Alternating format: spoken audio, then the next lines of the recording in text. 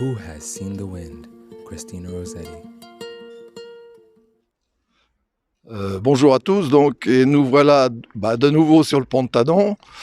On s'est un peu mis à l'abri avec les intempéries et on profite pour penser à tous les gens du BTP qui travaillent des fois dans des conditions difficiles.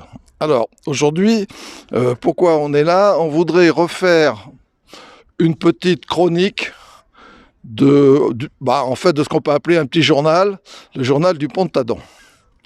Alors aujourd'hui, on est sur un pont qui est un peu plus que centenaire, et on doit dire que ce pont, on a refusé qu'il soit sur la liste des monuments historiques, alors qu'un collectif citoyen avait proposé de le faire classer, et tout ça, ça a été refusé. En fait, je rappelle ça le fait du prince ou le fait de la princesse, qui d'ailleurs ne veulent pas être propriétaires, ce qui est paradoxal. Donc c'est quelque chose qu'il faut dire et souligner, on aura l'occasion d'en reparler. Alors on n'est pas là pour faire de la philosophie, mais quand même nous allons parler de l'absolu et du relatif. C'est quoi l'absolu? Eh bien nous avons fait des recherches à la fois sur internet et autres, alors que nous n'avons pas encore le rapport officiel, ni d'ailleurs le rapport qu'aurait été peut-être fait par la SNCF il y a 20 ans. On est toujours en attente.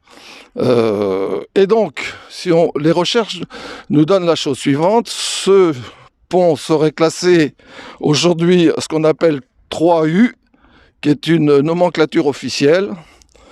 Et cette conclusion globale, je dis bien, serait l'option donc d'une déconstruction du pont et la construction d'un pont neuf. Alors évidemment, sur le plan technique, c'est l'absolu, parce que un pont neuf remplaçant un pont ancien, on ne peut pas faire mieux, et quelque part, ça peut réconforter, disons, les plus anxieux et les plus pessimistes. Le premier problème de ce classement, sur ce qu'on en sait, puisqu'on n'a pas tout, c'est qu'il est global. Et on aurait pu penser qu'en fait, on aurait pu faire un diagnostic beaucoup plus détaillé, c'est-à-dire travée par travée, pile par pile, poteau par poteau, jonction par jonction. Tout ceci aurait surtout permis de déceler, bien sûr, les points solides et les points de faiblesse. Et donc, on aurait pu avoir un compromis, un bilan, je dirais, solidité et faiblesse. Parce que quand même, honnêtement, il est difficile d'admettre, quand on regarde le pont, que tout est pourri, passez-moi l'expression. Alors le relatif, ça serait quoi?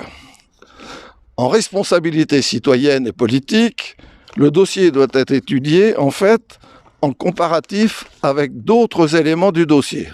Alors, faire un pont neuf avec des pièces neuves, bien évidemment.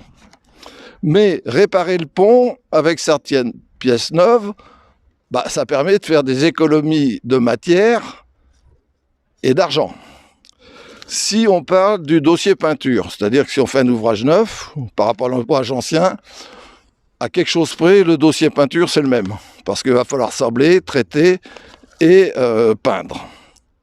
Alors, il y a évidemment des contraintes à prendre en compte, mais qui ne sont pas seulement techniques, par exemple financières. Alors, le technicien, et là, c'est pas une attaque, loin s'en faut, on ne remet pas en cause, bien évidemment, la compétence des techniciens, c'est une compétence avérée, il n'y a aucun procès là-dessus, il n'y a pas de problème. Mais on doit dire aussi que ce n'est pas forcément le technicien, qui va intégrer toutes les contraintes globales du chantier, c'est-à-dire les contraintes techniques, économiques, politiques. C'est d'ailleurs pour ça qu'on fait aussi ce qu'on appelle des enquêtes d'utilité publique. Alors, on sait par expérience, là aussi c'est pas un procès, c'est que, c'est comme dans les scientifiques, il y a parmi les techniciens des positions tranchées, en fonction, bien sûr, de leur propre expérience et de leur absolue technique.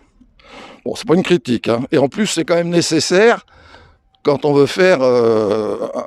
prendre des décisions en tenant compte de tout. Alors ce dossier, il faut le dire, on l'a déjà dit, il est avant tout politique. Et nous indiquerons, lors de la réunion publique du 10 février, que nous allons avoir le samedi 10 février à la salle municipale de Tadon, qu'il y a des exemples où, à la demande des citoyens avec les politiques, la demande a été entendue et des ouvrages qui devaient être démolis, finalement, ont été restaurés. On donnera des exemples. Il peut donc en être de même du pont de Tadon.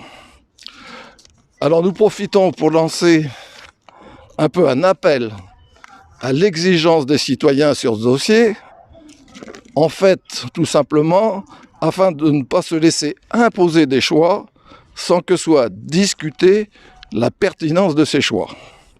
Donc, à bientôt pour vous entendre. Le collectif Tous sur le pont est là pour ça. Il peut servir de croix de transmission avec les institutions, si ces institutions désirent nous faire participer aux réflexions générales de ce dossier. Est-ce qu'ils auront envie de nous incorporer dans la démarche? Question. Alors on va donc souhaiter les meilleurs vœux 2024 pour tous et surtout une année 2024 d'action citoyenne. Merci de votre écoute et à bientôt. Merci.